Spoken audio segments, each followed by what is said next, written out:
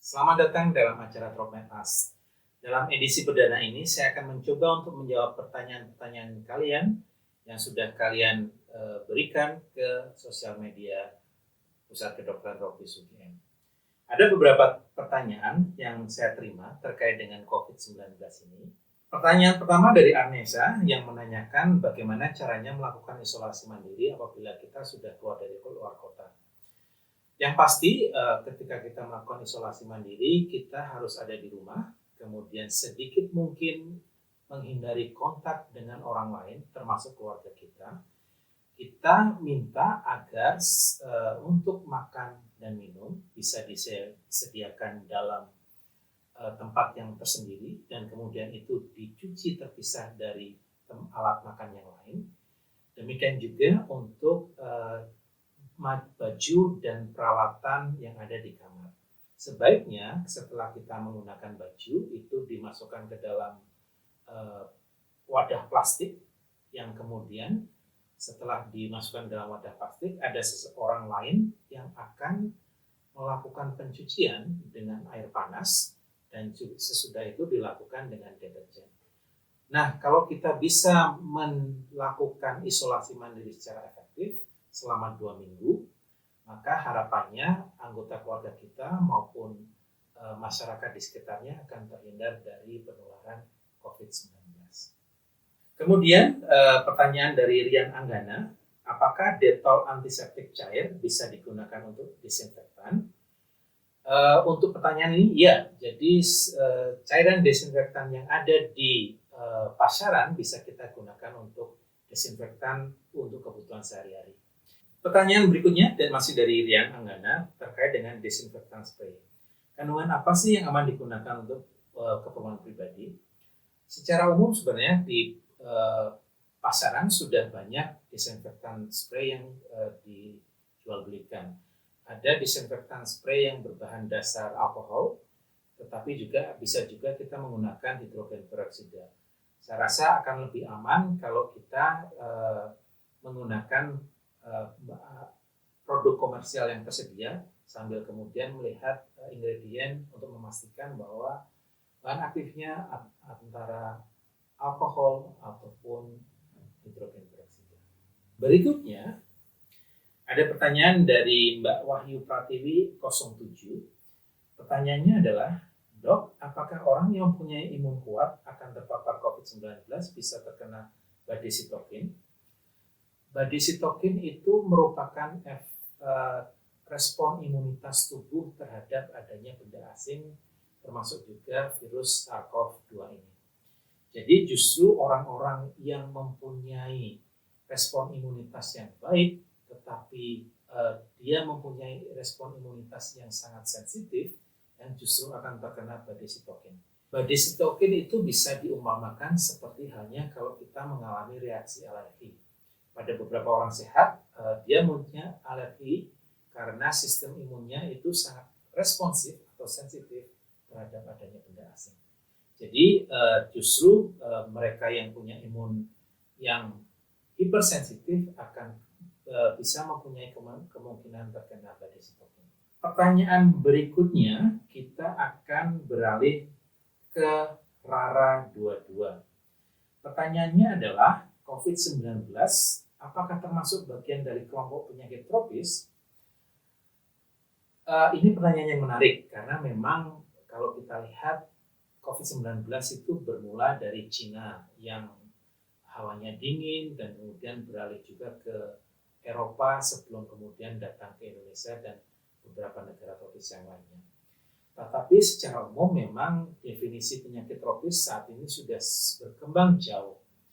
Dulu penyakit tropis memang fokusnya adalah penyakit-penyakit infeksi yang ada di daerah tropis, tetapi definisi yang ada sekarang sudah berkembang untuk penyakit-penyakit yang banyak ditemukan dan dominan di negara-negara tropis.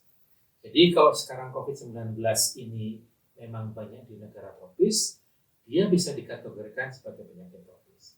Demikian Mbak Rara. Kemudian ada pertanyaan lain dari Mas Reza.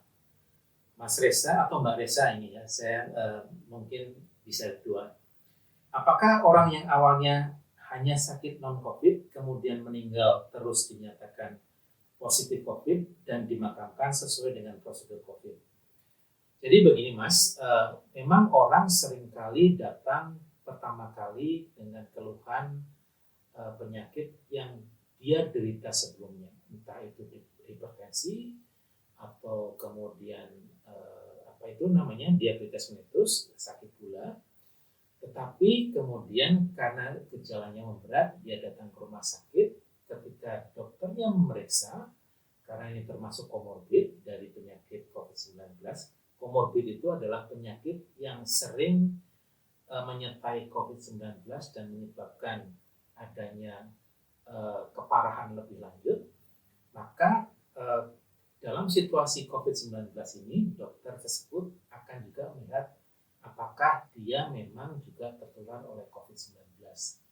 Nah, apabila hasil laboratoriumnya menunjukkan bahwa orang tersebut memang positif terkonfirmasi COVID-19, mau tidak mau memang kita harus merawatnya dengan standar COVID, maupun apabila orang tersebut meninggal, kita perlu juga menguburkan dengan standar prosedur pemakaman menggunakan standar prosedur COVID. Jadi ini tergantung hasil pemeriksaan laboratoriumnya, dan sangat mungkin seseorang yang punya penyakit yang lain kemudian ketika dia masuk rumah sakit dan didiagnosis sebagai COVID-19, apalagi di daerah-daerah yang memang transmisi atau penularan COVID-nya di masyarakat memang sedang tinggi. Itu Mas Reza.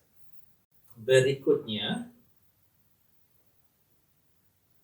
dari Mbak Laila Anisar.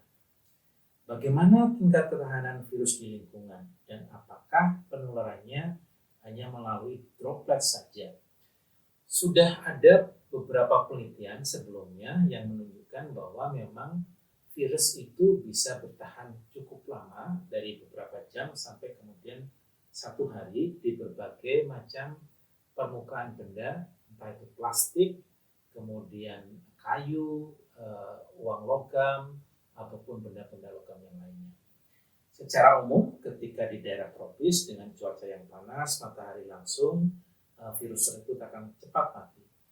Nah, terkait dengan penularannya, memang penularan yang utama adalah dengan menggunakan droplet.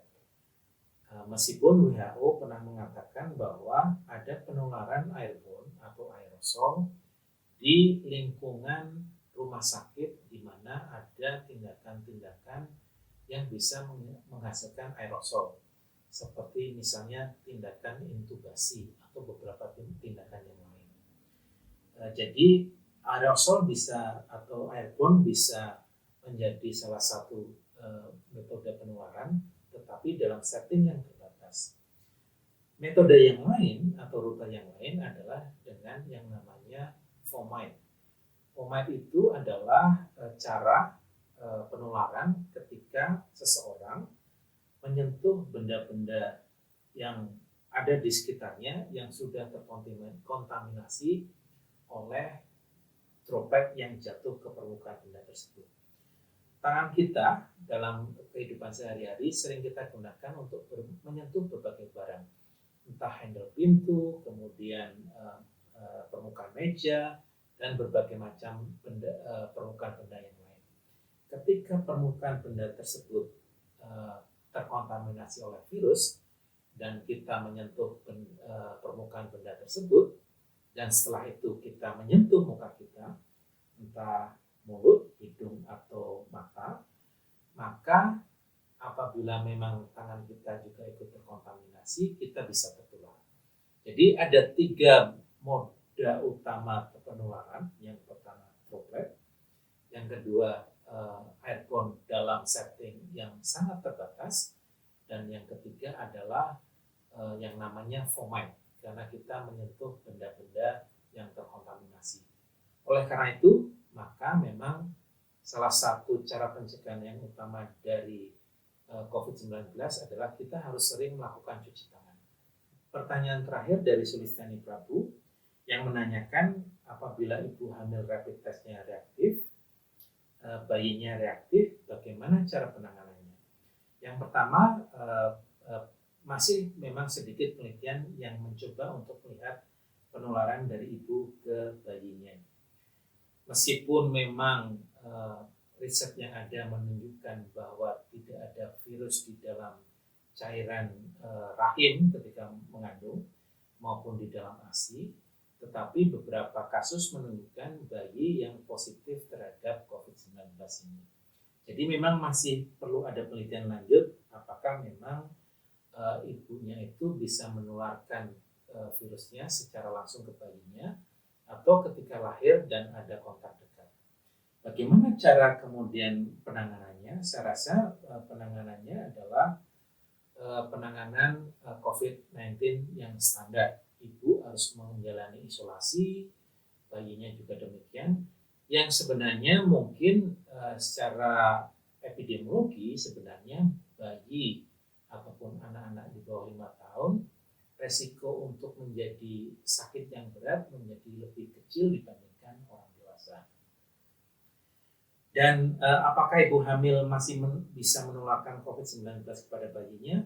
Tadi saya sudah menjawab, masih sedikit penelitiannya meskipun ada beberapa kasus yang menunjukkan bayi yang baru lahir juga positif terhadap COVID-19.